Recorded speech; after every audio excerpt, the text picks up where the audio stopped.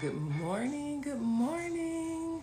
We are here today with day number, happy Saturday. I should say that first. Day number 49 of our devotion, Jackie Hill Perry, Upon Waking.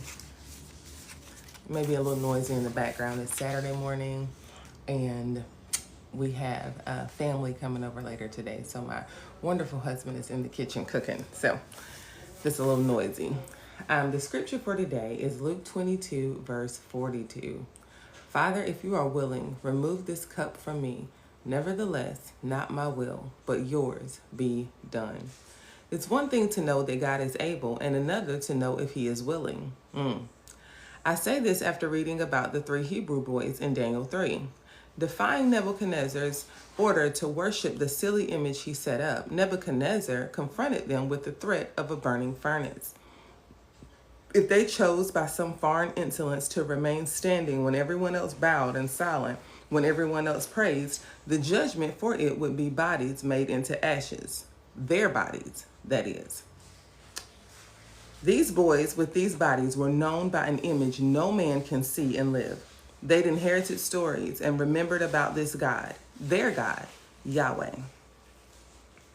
In exile, they probably rehearsed what was told about his presence in the bush, the making known of his name, and the eventual deliverance of his people with many signs and wonders.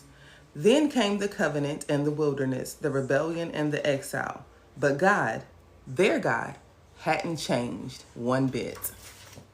What kind of history with God? With that kind of history with God, why would they be concerned with a narcissistic king and a fiery furnace?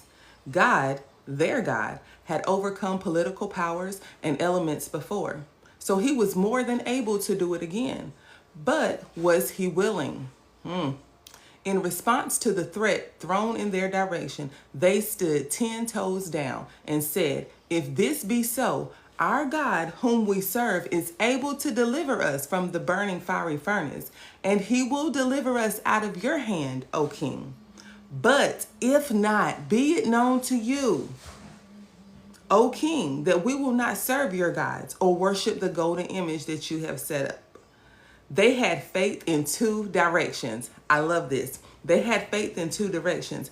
Faith in God's power, as in his ability to deliver, and faith in God's freedom to choose for them deliverance or death. Contentment with the latter is the test for many of us. We can count on millions of hands, all the hard hearts made by God's will not being their own. We know he can heal, but if he doesn't, will you still worship? That's a real question for us right there. We know he can bless in a diversity of ways, but when he picks the blessing that hurts instead, will you still love him? It's a hard pill to swallow, I know, but Jesus drank the cup dry. He too trusted the Father in 2 directions. Though he knew that with one call to heaven, 12 legions of angels would come to his aid, God was able to take the cup away, and Jesus, more than anyone, knew the might of El Shaddai. Yet and still, he said what we do well to repeat, nevertheless, not my will, but yours be done. Man, that is something right there. Faith in 2 ways. I never thought about it in that way. And my husband and I are actually reading the book of Daniel. We're doing a chapter every day. And so a few days ago, we did read Daniel chapter 3. And it's very amazing how those 3 Hebrew boys stood in the face of literal death, right? They could have been avoided had they just bowed. But they stood there and they said, God will deliver us. And even if he doesn't, we're still going to trust him. We still know that he's able, and we're still not going to bow. Do you have faith in 2 ways? I know that God can do it. But my faith remains, and my faith is so strong that even if by some chance of his sovereignty, he chooses not to, I'm still going to love him. I'm still going to worship him. My faith will not be moved. I will not sit back and wonder, can he do it? My faith will always know he can do it. We may not have the answer for why he didn't do it in this moment. We may not have the answer for why he chose for some reason in his sovereignty not to heal or not to bless in the way that we wanted him to bless, or not to allow us to get the job, or whatever it may be, right? We may not have the answer to that thing, but what we do have the answer to is that he is God. And simply because he's God, that means that he's good. Whether you get the job or not, he's still God. That makes him good. Whether you get the car or not, he's still God, which that makes him good. And so do we have that faith in two directions? That if you do it, God, great, I'm still going with you all the way. And God, if you don't do it, that's okay too, because I'm still in this thing for life, just you and me, God. Faith in two ways. I absolutely love that. Thank you so much. That's my admonishment to us today. You and myself alike. Go back and evaluate our lives. Evaluate our faith. Do we have faith in two directions when it comes to Jesus Christ? If you do it, God, that's great. If you don't, that changes nothing for me.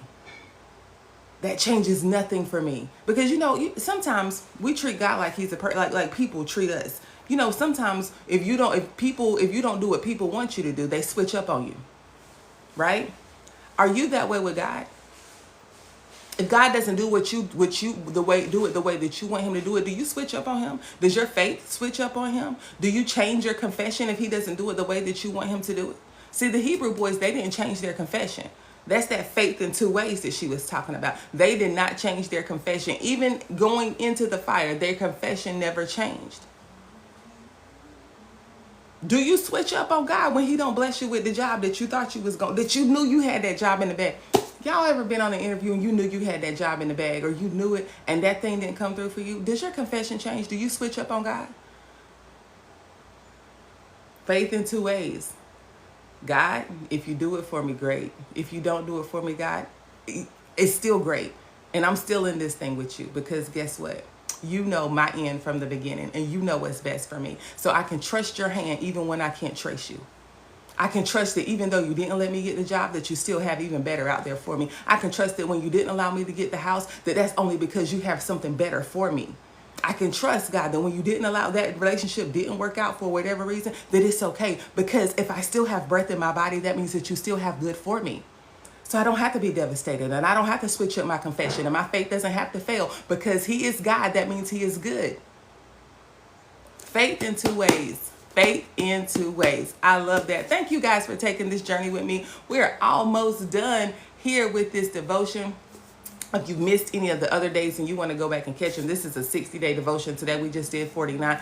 Go subscribe to my YouTube page. It is Grace Revealed with Kristen, the same as my name here on TikTok. And you can catch all the other days.